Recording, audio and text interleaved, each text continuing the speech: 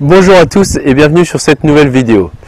Tout d'abord, je tenais à vous remercier car on est de plus en plus nombreux sur la page Facebook et donc merci pour vos partages. Aujourd'hui, nous allons parler d'une nouvelle loi naturelle qui s'appelle la loi de l'harmonie.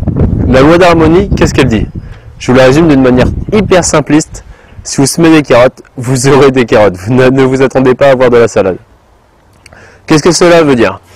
Si on se réfère à la loi de la manifestation, tout ce qui est autour de nous est d'abord né d'une pensée d'un homme. Vous êtes d'accord avec ça?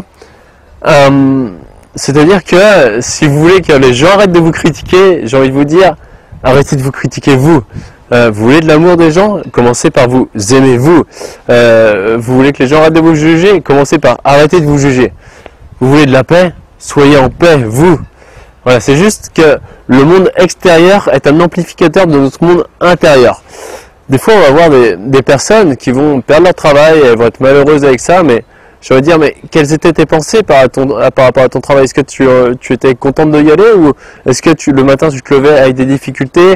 Tu disais mon travail me saoule, je serais mieux si j'étais au chômage. Et à un moment donné, bah oui, tu te retrouves au chômage, mais c'est ce que tu as demandé inconsciemment, 60 000 pensées par jour.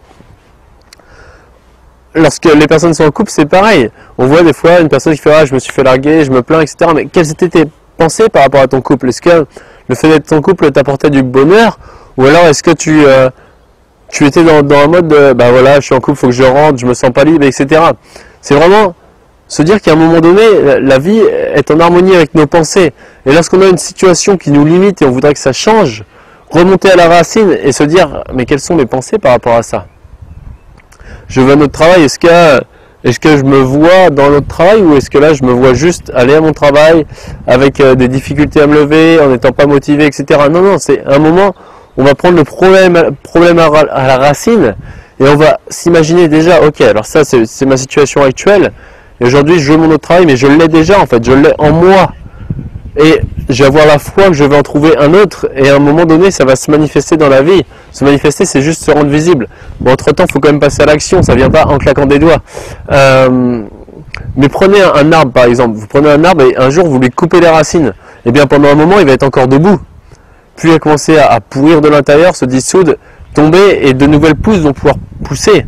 Et c'est exactement ça, on va couper nos racines limitantes, nos pensées limitantes et on va avoir de nouvelles pensées et donc de nouveaux germes qui vont au fil du temps se manifester. C'est juste à avoir la foi que ça va se manifester. Ça ne vient pas en une semaine, je pense que c'est le travail de toute une vie. Mais après on a un choix, c'est soit je suis une victime des événements extérieurs, soit je suis responsable de ce qui m'arrive. Et dans ces cas-là, je choisis d'avoir un mode de pensée plus utile. Je ne sais pas s'il est meilleur ou moins bien, mais en tout cas plus utile pour moi.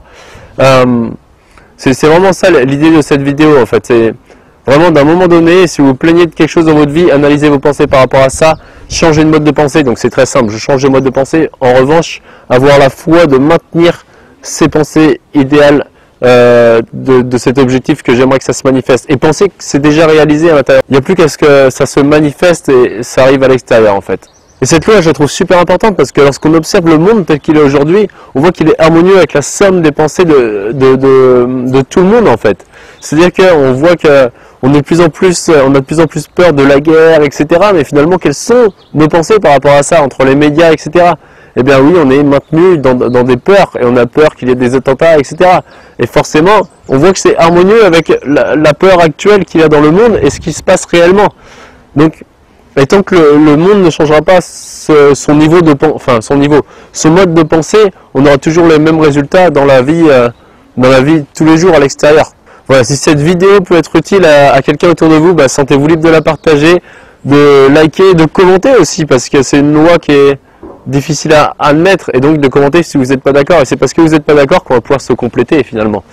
Donc voilà, en tout cas, je vous embrasse, je vous souhaite une excellente journée, et à très bientôt sur une prochaine vidéo. Ciao!